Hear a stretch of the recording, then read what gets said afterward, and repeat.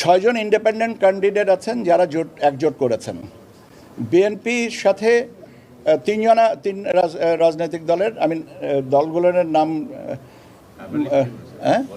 আচ্ছা, একটা আছে যে জুনায়েদ শাকির সাহেব, নূর সাহেব এবং আন্দালিব পার্থ সাহেব, এই 3 জনা বিএনপির সাথে।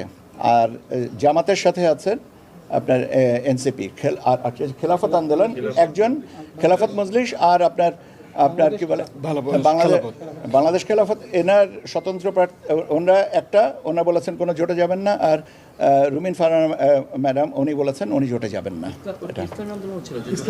ইসলামী আন্দোলন, আমি ওইটার নামটা আমার ঠিক লেখা আছে, ইসলামী আন্দোলন কোনো জোটে যায়।